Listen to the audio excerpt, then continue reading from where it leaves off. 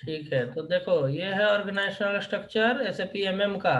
ठीक है, yes sir. SAP MM का ये ऑर्गेनाइजेशनल स्ट्रक्चर है, जिसमें कंपनी हेडर लेवल है, उसके बाद है कंपनी कोड। कंपनी कोड के अंदर में दो प्लांट है, प्लांट के अंदर में परचेजिंग ऑर्गेनाइजेशन है, उसके अंदर में स्टोरेज लोकेशन है। ठीक है, अभी क्या है, yes sir. Material code create करने के लिए प्री रिक्विजिट्स क्या है। प्री रिक्विजिट्स मतलब क्या क्या इंपॉर्टेंट चीजें जो होने से हम मटेरियल कोड क्रिएट कर पाएंगे।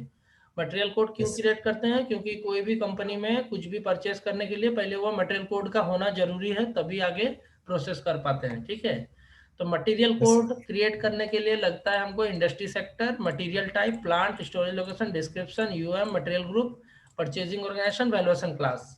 ठीक है, यस सर। इतना होने से हम मटेरियल कोड क्रिएट कर सकते हैं। तो वैल्यूएशन जो जो इंडस्ट्री सेक्टर है, ये क्या इंडिकेट करता है कि जैसे हमारा कंपनी पावर भी है, स्टील भी है, तो पावर के लिए मैंने पी बना के रखा है इंडस्ट्री सेक्टर MM01 में, और स्टील के लिए एस बना के रखा है। ठीक है, तो स्टील सेक्टर भी मतलब वेरी करता है मटेरियल के लिए, मटेरियल मास्टर के लिए। जैसे मैं दिखाता हूँ यहाँ पे, तो मटेरियल टाइप नेक्स्ट क्या है, material type.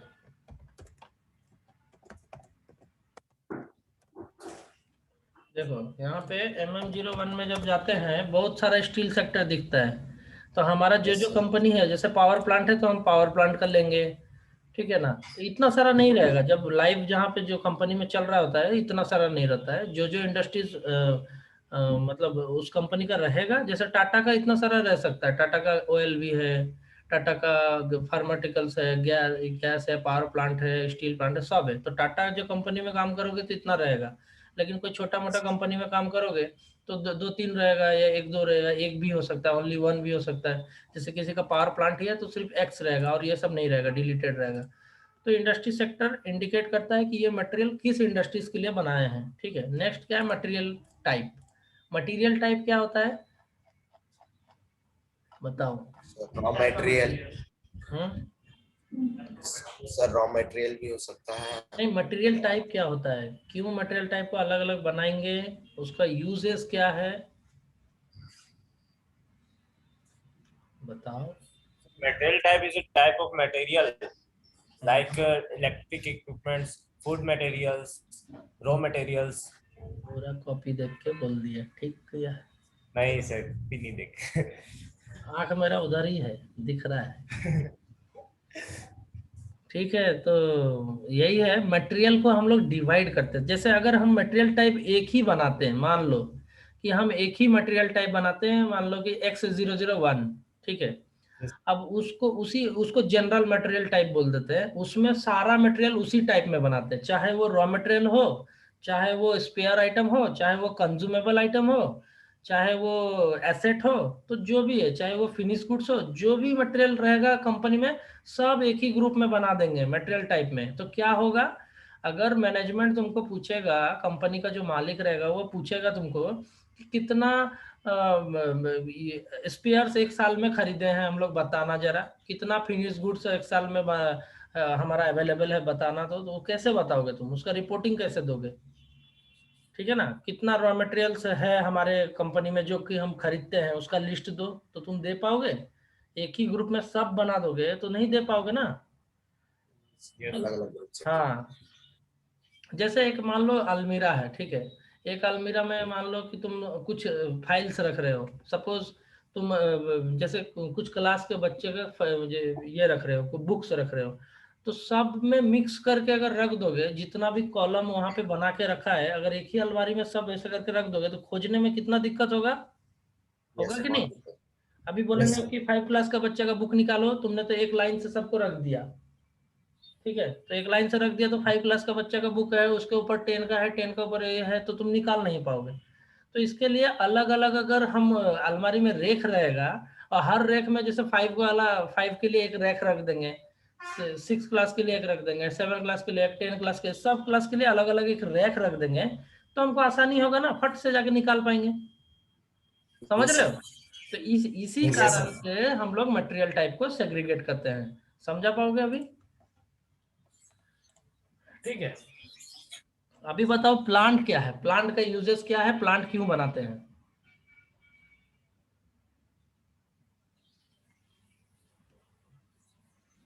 Hello yes sir. भाई, प्लांट क्यों बनाते हैं? Plant, what is plant? Plant क्या है और क्यों बनाते हैं? और डिफरेंट डिफरेंट प्लांट क्यों बनाते हैं? अगर हमारा एक ही कंपनी कोड है, उसके अंदर में हम एक ही प्लांट क्यों नहीं बनाएं, दो प्लांट क्यों बनाएं? ये सब क्वेश्चन पूछेगा तुम लोग अरे को आंसर एक में। कंपनी का एक से एक ज्यादा प्लांट भी हो सकता है। अरे हो और सकता है। अरे हो सब सकता। प्लांट में अलग अलग अच्छा सर। सुनो सुनो, एक काम करो। अगर मान लो मेरा कंपनी कोड हो गया, जैसे यहाँ पे हो गया मेरा कंपनी कोड, लाइक कोई नाम लो, जैसे JSW। JSW Jindal, Jindal steel जो है, जिंदल ग्रुप, ये हमारा कंपनी कोड हो गया सपोज। ठीक है, यस सर। ये हो गया कंपनी कोड इस लेवल में। प्लांट क्या यस हो गया हमारा?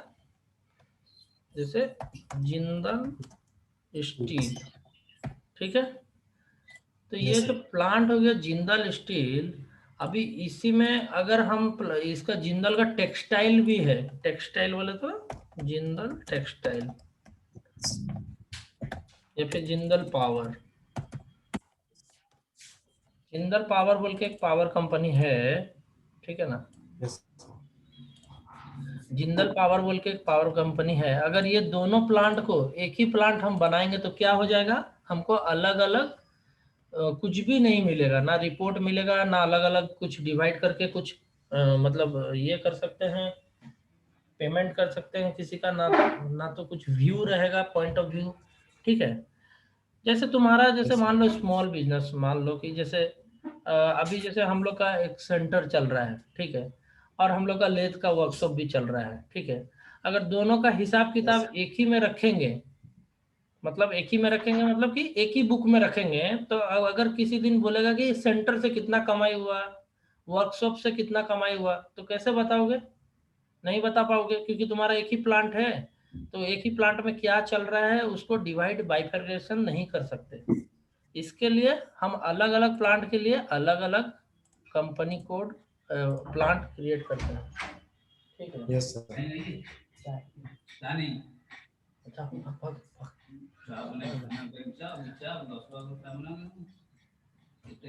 घर से देते हो क्या? राम जी उसको बोलता हूँ मैं जाके। ए भाई, स्टोरेज लोकेशन देखो, स्टोरेज लोकेशन क्या होता है बताओ? स्टोरेज लोकेशन क्या होता है? जहाँ पे मटेरियल स्टॉक करते हैं।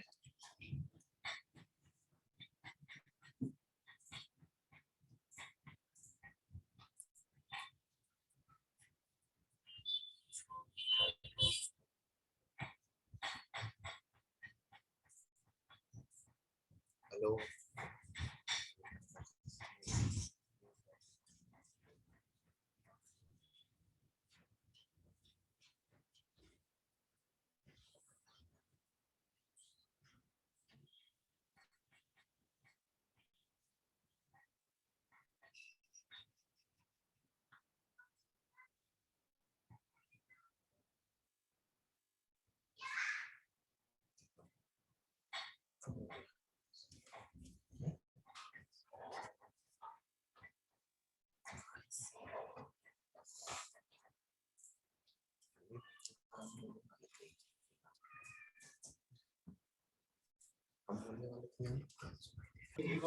Hello yes sir. Storage yes sir. Location क्या होता है बताओ? यहाँ सर सामान को स्टोर किया जाता है। एग्जैक्टली, एक प्लांट के अंदर बहुत सारे स्टोरेज लोकेशन हो सकते हैं, like central store, main store, stock yard, ऐसे बोल के अलग अलग स्टोर हो सकते हैं। ठीक है ना, जैसे एक घर में ठीक बहुत है। सारा जगह में हम अपना सामान से रखते हैं, तो सब स्टोरेज लोकेशन हो गया सपोज। ठीक है, यस बट डिस्क्रिप्शन क्या है? डिस्क्रिप्शन बताओ। मतलब गुड्स कौन सा गुड्स है वो डिस्क्रिप्शन उसका, उसके बारे में। हाँ, ये इंडिकेट करता है कि मटेरियल क्या है। ठीक है, यस यूनिट ऑफ मेजर क्या है? जैसे कि पीसेस, पीसेस में लिए हैं या फिर हम्म, पूरा पैकेट लिए हैं, किस टाइप में लिए हाँ हैं वो। हाँ, उसका डायमेंशंस, उसका उसका ये बताता है, उसका मतलब। वेट वेट कुछ भी। हाँ, वो किस किस क्वांटिटी में वो आ रहा है, क्वांटिटी का माने मेजर क्या है, कैसे आ रहा है। यस तो यस उसका पीसेस में, ईच में, सेट में, पेयर्स में, किलो में, लीटर में, जैसे तेल रहेगा तो लीटर में आएगा, ठीक है। उस तरह से यूनिट ऑफ मेजर मेंटेन करते हैं। मटेरियल ग्रुप क्या है, इसका यूज क्या है?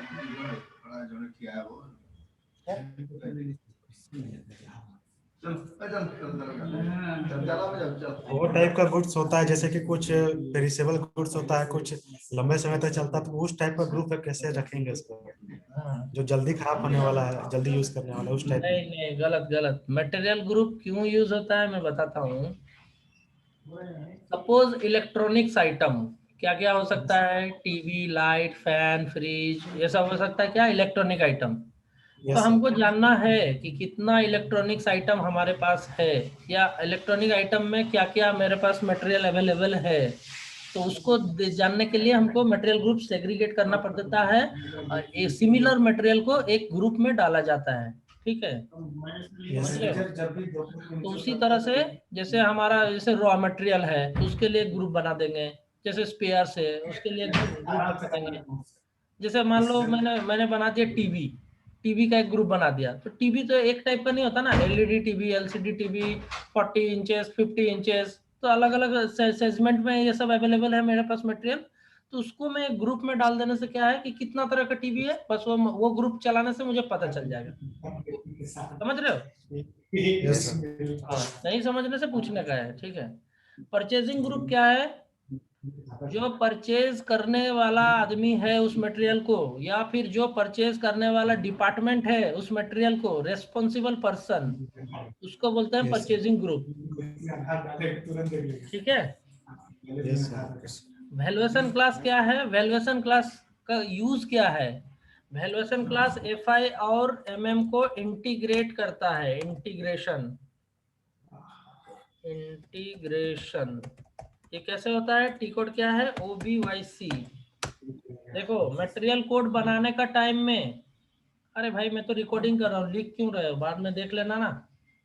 Yes sir. हाँ, तो सुनो, पहले समझो उसके बाद लिखना, लिखने का जरूरी नहीं है, समझ जाओगे तो काफी है, जिंदगी भर सेव हो जाएगा दिमाग में। तो वैल्यूएशन क्लास जो है उसका यूज क्या है, एफआई, एफआई माने फाइनेंस के साथ मटेरियल मैनेजमेंट का इंटीग्रेशन होता है। हर मॉड्यूल एक दूसरे से इंटीग्रेटेड है, इसके लिए एमएम जो है एफआई के साथ कहाँ इंटीग्रेटेड है, ओबीवाईसी सेटिंग में। ओबीवाईसी एक टी कोड है जहाँ पे वैल्यूएशन क्लास और जनरल लेजर को मैप करते हैं, ठीक है। जैसे देखो मैं जैसे कि बताया था तुम लोग को एक बार, कि जैसे सपोज तुम कुछ मटेरियल खरीदते हो, जैसे अभी तुमने खरीदा, सपोज 10 तो लैपटॉप खरीद लिया, ठीक है। अब 10 यस लैपटॉप खरीदा, 5 यूजर है तुम्हारा आईटी में, पांचों को एक एक दे दिए, 5 स्टॉक में रख दिए।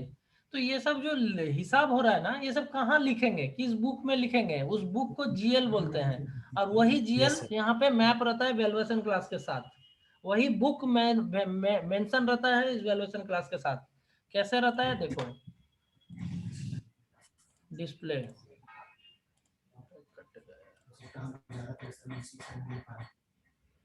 लेकिन कोई अननोन पर्सन तो उसको सीधा सुनेगा ना।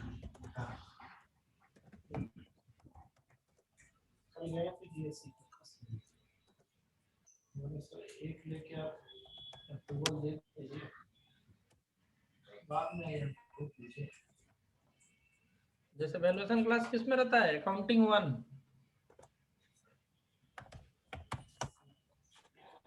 देखो ये जो वैल्यूएशन क्लास डाला है ना, AB22, यस सर। इसका मतलब क्या है, ये वैल्यूएशन क्लास बिलोंग करता है किससे, अरे यहाँ तो आता नहीं है B22, ठीक है। ये जो वैल्यूएशन क्लास यहाँ पे जो हम डालेंगे ड्रॉप डाउन में, ये valuation class material type wise हम बना सकते हैं वैल्यूएशन क्लास को, ठीक है। तो material type wise valuation class को बना के कहाँ पे मैप करेंगे, OBYC सेटिंग्स, लेसन OBYC। देखो हमारा वैल्यूएशन क्लास याद रखो क्या है, AB22, ठीक है। अभी OBYC में गए, OBYC में BSX, ये है इन्वेंट्री पोस्टिंग का ट्रांजैक्शन की, ये स्टैंडर्ड है, हर जगह रहेगा ये, ठीक है। तो इन्वेंट्री पोस्टिंग में डबल क्लिक करेंगे, चार्ट ऑफ अकाउंट देंगे अपना। अभी देखो AB22 के साथ क्या असाइंड है, जनरल लेजर, इसको बोलते हैं बुक। यही जनरल लेजर जो हम FS00 से क्रिएट करते हैं ना, वो जनरल लेजर को यहाँ पे डाल देने से क्या होता है, जो भी वो मटेरियल प्रोक्यूर करेगा ना, जो भी बनाया है जिसमें वैल्यूएशन क्लास डाले हैं, थ्रू वैल्यूएशन क्लास वो क्वांटिटी को अपडेट करेगा। ठीक है, समझ रहे हो? हेलो। यस देखो ये क्या है, फिनिश गुड्स इन्वेंट्री, ये जनरल लेजर का कोड क्या है 79250। तो ये कोड के साथ जो फिनिश गुड्स मेरा रहेगा वो अपडेट हो जाएगा। अपडेट इन द सेंस, जब भी इस वैल्यूएशन इस मटेरियल के साथ ट्रांजैक्शन करेंगे, ट्रांजैक्शन का मतलब क्या है, मीगो, माइरो, गुड्स इशू, ठीक है, ये सब जब करते हैं तो वो अपडेट होता है। ठीक है, समझ गए? यस हाँ, तो मटेरियल मास्टर बनाने का टाइम में ही उसको बुक असाइन कर देते हैं कि ये किस बुक में जाके अपडेट करेगा सारा क्वांटिटी। इसको बोलते हैं FIMM इंटीग्रेशन।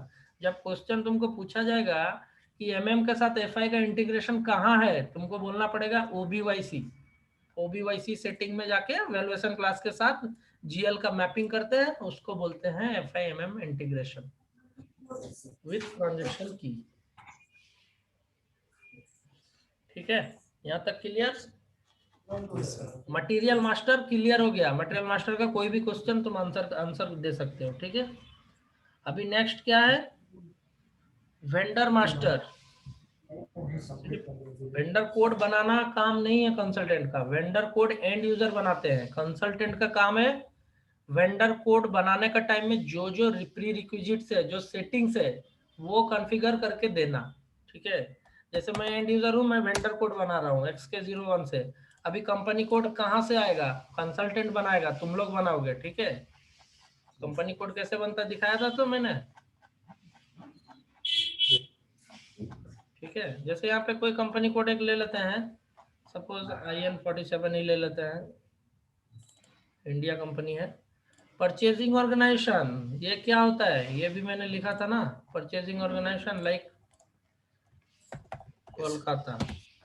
और क्या हो सकता है इसका, PUR1, purchasing organisation 1, Delhi PUR1। ठीक है, उड़ीसा PUR, उड़ीसा नहीं होगा,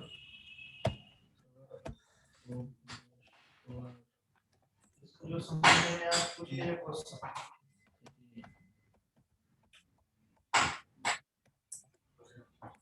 ठीक है, ये जैसे मेरा परचेजिंग ऑर्गेनाइजेशन है, परचेजिंग ऑर्ग। ठीक है, और ये है उसका डिस्क्रिप्शन। अभी परचेजिंग ऑर्गेनाइजेशन अलग अलग बनाने का क्या मतलब है, क्यों अलग अलग बनाते हैं, और इसका यूजेस क्या है? ठीक है, पता है किसी को अभी? नहीं पता है? देखो, परचेजिंग ऑर्गेनाइजेशन क्यों बनाते हैं, सपोज तुम्हारा कंपनी प्लांट जो है तुम्हारा, मान लो प्लांट है कलकत्ता में। ठीक है, तो डेफिनेटली Yes. कलकत्ता से तुम कुछ खरीद रहे हो, जो भी स्पेयर पार्ट से खरीद रहे हो, जो भी रॉ मटेरियल है खरीद रहे हो, तो तुम्हारा कलकत्ता में 5 लोगों का टीम बैठा है, 5 लोगों का टीम, जिसका काम है परचेज करना। तो इसको परचेजिंग 1 बोल के एक लोकेशन बना दी है। ठीक है, अभी दिल्ली में भी 4 लोग बैठे हैं, उनका काम है परचेज करना, वो कुछ स्पेयर पार्ट्स, रॉ मटेरियल्स, कुछ भी खरीद रहे हैं। जो भी खरीद रहे हैं उस लोकेशन से, उसको एक परचेजिंग ऑर्गेनाइजेशन दे देते हैं। ठीक है, उसी तरह भुवनेश्वर मान लो कॉर्पोरेट ऑफिस है, वहाँ भी 5 लोग बैठे हैं परचेज डिपार्टमेंट में, वो क्या कर रहे हैं, परचेज कर रहे हैं, कंपनी के लिए कुछ खरीद रहे हैं, मोटर खरीद रहे हैं, बेयरिंग खरीद रहे हैं, रॉ मटेरियल खरीद रहे हैं, आयरन और खरीद, कुछ भी खरीद रहे हैं।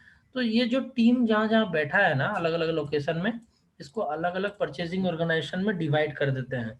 अगर एक ही परचेजिंग ऑर्गेनाइजेशन बनाएंगे तीनों के लिए, सपोज PUR1 बनाएंगे और ये 3 नहीं बनाएंगे, ठीक है, तो क्या होगा कि हमको कैसे पता चलेगा दिल्ली में कितना परचेज हुआ, भुवनेश्वर में कितना परचेज हुआ? कुछ दिन तकलीफ होगा सर। हाँ, निकालने में रिपोर्ट तकलीफ होगा। हमको ये सेग्रीगेट पहले ही कर देना से अच्छा है। तो इस तरह से हम अपना कंपनी को डिवाइड कर देते हैं। अभी क्या है, कोलकाता में कितना प्रोक्यूरमेंट हो रहा है, कितना परचेज हो रहा है, सब पता चल जाएगा इस परचेजिंग ऑर्गेनाइजेशन से रिपोर्ट जब निकालेंगे तो। ठीक है, समझ रहे हो? Yes sir. क्लियर है परचेजिंग ऑर्गेनाइजेशन? सर सर ये परचेज ऑर्गेनाइजेशन जो हेलो हेलो हाँ हाँ बोलो। हाँ सर, ये परचेज ऑर्गेनाइजेशन 3 अलग अलग जगह पे बना है। ये सेम मटेरियल के लिए होगा या अलग अलग मटेरियल के लिए होगा? हाँ, मटेरियल तो परचेज ऑर्गेनाइजेशन से रिलेटेड कहाँ पे है बोलो, कहीं भी तो नहीं है लिंक। सर परचेज करेगा ना? परचेज ऑर्गेनाइजेशन लिंक है किससे, वेंडर से। जो वेंडर जो हमारा सप्लाई कर रहा है ना, गुड्स जो सप्लाई कर रहा है, वो कहाँ पे सप्लाई कर रहा है, कोलकाता में कर रहा है, दिल्ली में कर रहा है, भुवनेश्वर में कर रहा है। तो जैसे एक वेंडर है, मान लो XYZ वेंडर है, XYZ इज अ वेंडर, ये वेंडर है XYZ, ठीक है। अभी ये वेंडर क्या कर रहा है, यहाँ पे भी सप्लाई कर रहा है, देखो ये क्या कर रहा है, यहाँ से यहाँ भी सप्लाई कर रहा है, यहाँ भी सप्लाई कर रहा है,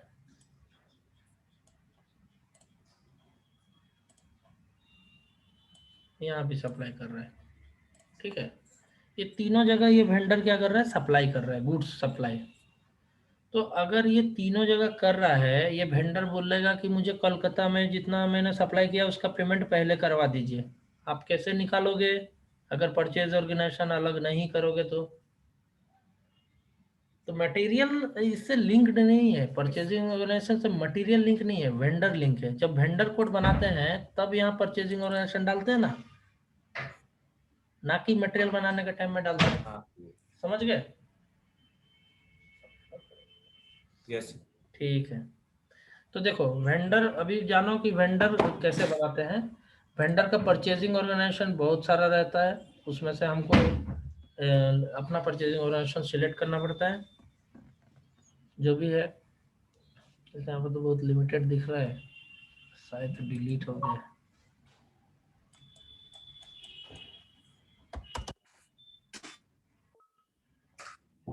परचेजिंग ऑर्गेनाइजेशन नॉट डिफाइंड, इसमें परचेजिंग ऑर्गेनाइजेशन है ही नहीं। तो कोई बात नहीं, एक परचेजिंग ऑर्गेनाइजेशन बना लेते हैं। परचेजिंग ऑर्गेनाइजेशन कैसे बनता है पता है ना?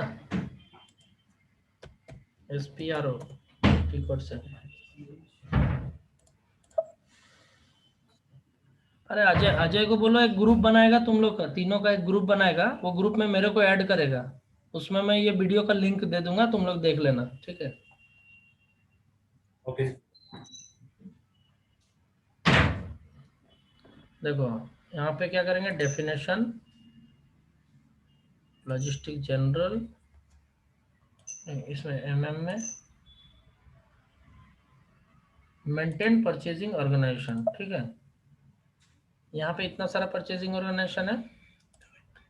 सपोज यहाँ पे मैं एक बना दिया न्यू एंट्रीज IN47 परचेजिंग, और कॉपी इसलिए किया कि ज्यादा लिखना नहीं पड़ेगा। IN47, ये मैं IN47 मेरा कंपनी कोड है, सपोज यहाँ पे मैंने सेव कर दिया। अभी क्या हुआ, परचेजिंग ऑर्गेनाइजेशन क्रिएटेड हो गया, ठीक है। अभी क्या करना है, क्रिएशन के बाद क्या करना है, कुछ भी क्रिएट करते हैं उसको क्या करना पड़ता है, असाइन करना पड़ता है, असाइन, ठीक है। देखो असाइन परचेजिंग, और कुछ भी मैंने क्रिएट करना है कॉन्फ़िगरेशन में, जैसे हायरार्की लेवल का बात कर रहा हूँ, जैसे प्लांट हुआ, कंपनी हुआ, कंपनी कोड हुआ, स्टोरी हुआ, ये सब क्रिएट करने के बाद एक दूसरे से असाइन करना पड़ता है, ओनली हायरार्की लेवल, ठीक है। देखो अभी इसको असाइन करेंगे, परचेजिंग ऑर्गेनाइजेशन हमारा कंपनी क्या है, IN47, यहाँ पे देखो ब्लैंक है, कंपनी कोड नहीं डाला है, हमारा कंपनी कोड है IN47, ठीक है। इसको डाल के सेव कर दिया। अभी क्या हुआ, असाइंड हो गया, हमारा कंपनी कोड के साथ परचेजिंग ऑर्गेनाइजेशन मैपिंग हो गया, दोनों लिंक हो गया, ठीक है। और असाइन करना होगा प्लांट, परचेजिंग ऑर्गेनाइजेशन मैंने जैसे यहाँ पे दिखाया था ना, जैसे कंपनी कोड के साथ भी लिंक है और प्लांट के साथ भी लिंक है, मैं बोला था ना। Yes sir. तो अभी देखो प्लांट के साथ यहाँ पे असाइन करना पड़ेगा, assign purchasing organisation to plant. Plant मेरा क्या है देखते हैं, IN47 होगा, IN40 ये असाइंड है, देखो IN47 ये ऑलरेडी किसी ने असाइन कर दिया है, तो मेरे को करने का जरूरत नहीं है। बैक,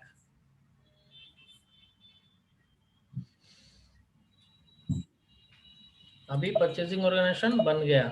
अभी देखो जब वेंडर बनाएंगे XK01 से तो ये परचेजिंग ऑर्गेनाइजेशन अभी आ गया, देखो नाम भी आ गया, ड्रॉप डाउन में भी आ गया, ठीक है। ये देखो IN47 पहले नहीं आ रहा था, अभी आ गया। अभी नेक्स्ट क्या है, अकाउंट ग्रुप। अकाउंट ग्रुप का मतलब क्या होता है, जो भी वेंडर है वो एक टाइप का वेंडर नहीं है, कोई स्पेयर सप्लाई करता है, कोई रॉ मटेरियल सप्लाई करता है, कोई एम्प्लॉय है। सबको जिसको पैसा हम देते हैं अपना कंपनी से, वो हमारे लिए वेंडर है। तो जितने तरह के वेंडर रहेंगे उसको एक ग्रुप में डालेंगे, एक सेग्रीगेट करेंगे ग्रुप। जैसे जितना मतलब स्पेयर पार्ट्स मैंने लाइक मोटर बेयरिंग ये सब जो सप्लाई कर रहे हैं उसको स्पेयर पार्ट्स वाले एक ग्रुप में डालेंगे। जितना रॉ मटेरियल वेंडर है वो एक ग्रुप में डालेंगे। तो इससे क्या होगा, जितना रॉ मटेरियल वेंडर है हम एक साथ उसको रिपोर्ट निकाल पाएंगे। तो उसको अलग कर देना ही अच्छा है शुरुआत में। जितना एम्प्लॉयज है उसके लिए कर देंगे, जितना वेंडर मेरा बाहर का है आउट ऑफ इंडिया उसको एक्सपोर्ट बोल के एक बना देंगे। तो इस तरह से क्या है, ग्रुपिंग करना पड़ता है हमको वेंडर का, ठीक है। जैसे देखो यहाँ पे क्या है, यहाँ पे जैसे डोमेस्टिक वेंडर, अब यहाँ हमारा डोमेस्टिक वेंडर कोई ले लेते हैं। डोमेस्टिक वेंडर माने इंडिया का वेंडर, ठीक है। देखो employ vendor X1 spare supply, जैसे एम्प्लॉय वेंडर रहेगा तो X001, एम्प्लॉय वेंडर रहेगा तो X0। ये कैसे बनाते हैं ये भी मैं दिखा दूंगा अभी, ठीक है। जैसे एक बना के दिखा देता हूँ तुमको, समझ में आ जाएगा। न्यू क्रिएट SPRO, सब SPRO से होता है, जितना सेटिंग है SPRO से होता है, ठीक है। SPRO में जाना है। अभी क्या सेटिंग करना है हमको, अकाउंट ग्रुप होगा कहाँ पे, वेंडर मास्टर में। वेंडर मास्टर होगा तुम्हारा financial accounting, new account receivable payable, vendor account master data,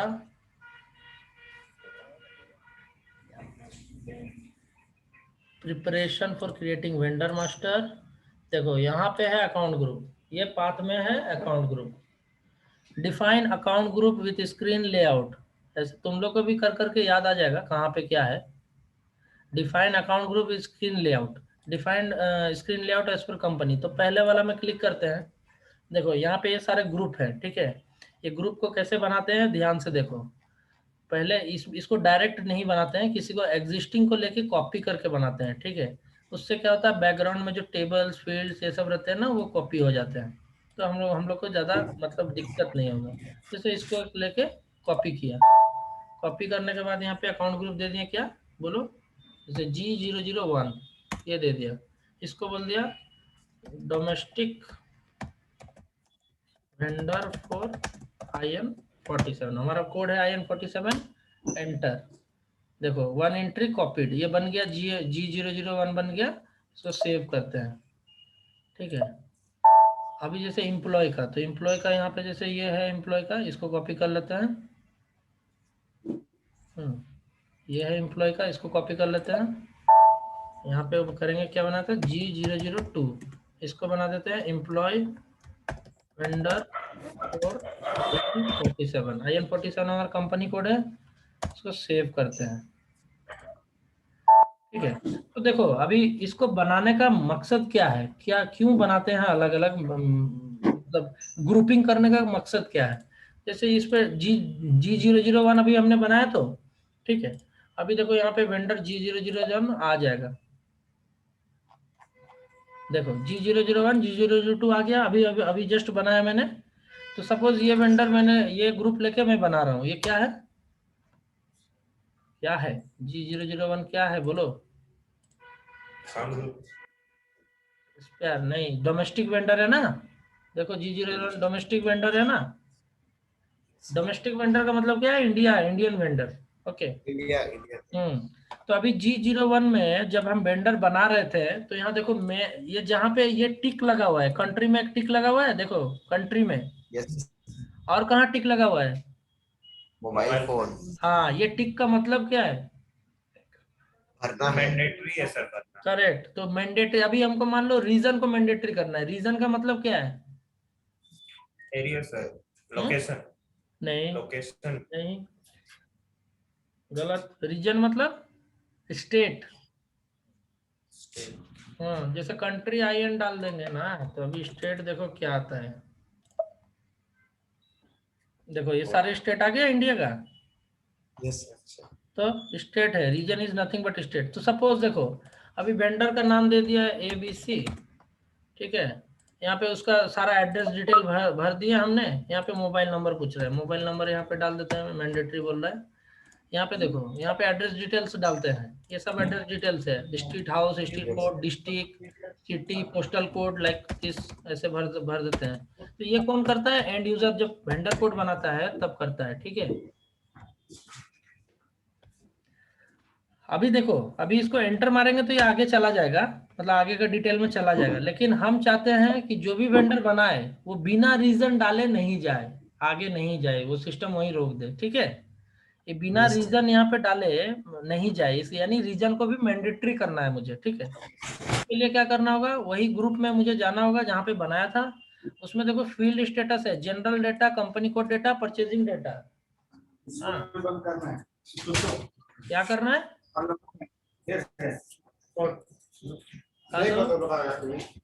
yes sir, आवाज आ रहा है। नहीं आ सकता सही से। बैकग्राउंड नॉइज कम करो।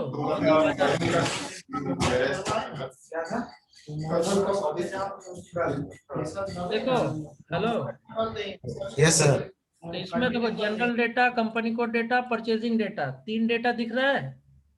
यस यस सर, तो वेंडर में ये 3 डेटा होता है, जिसमें सपोज जनरल डेटा में जाएंगे, एड्रेस में जाएंगे, यहाँ पे देखो 4 टैब है, suppress, required entry, optional entry and display, ठीक है। ये सब का मतलब क्या है? सप्रेस का मतलब है हाइड कर देना। जैसे ये फील्ड सब आ रहे हैं ना, इसको मैं हाइड भी कर सकता हूँ। जैसे ये CO आ रहा है, इसको हाइड कर सकता हूँ, ठीक है। यस सर, उसके बाद क्या है? Required entry. रिक्वायर्ड एंट्री जिसको भी करूंगा, ये जैसे मैं रीजन को रिक्वायर्ड एंट्री कर देता हूँ, ठीक है। अभी सेव कर देते हैं। क्या मैंडेटरी होगा? ये वाला चीज मैंडेटरी हो जाएगा। देखो बैक करके करते हैं, मैंडेटरी हो जाएगा। देखो मैंडेटरी हो गया रीजन। यस सर, यहाँ भी टिक लग गया, मैंने इसको बिना दिया अब आगे नहीं बढ़ सकते, इसको देना ही पड़ेगा, समझ रहे हो। अभी जैसे ये Yes, रीजन का फील्ड को हटाना है मुझे, यहाँ रखना ही नहीं है, ठीक है। तो कैसे करेंगे? फिर जनरल डेटा में जाएंगे, एड्रेस में जाएंगे, तो रीजन फील्ड को सप्रेस कर देंगे। सप्रेस का मतलब क्या है? वो वहां से हट जाएगा, हाइड, करेक्ट। देखो फिर से डालेंगे x के 0 1। देखो रीजन हट गया, यस सर, चला गया रीजन, गायब हो गया यहाँ से। यस सर, उसको वापस लाने के लिए फिर जनरल डेटा में जाएंगे, एड्रेस में जाएंगे, और इसको अगर डिस्प्ले करते हैं तो क्या होगा?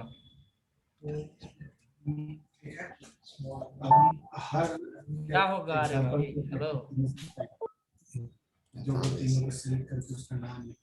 x के 0 1 कुछ भी बोलो। देखो अभी डिस्प्ले करा तो क्या हुआ? दिख रहा है, लेकिन आप इसमें डेटा नहीं डाल सकते कुछ भी, ठीक है। यस सर, इसका मतलब होता है डिस्प्ले ओनली।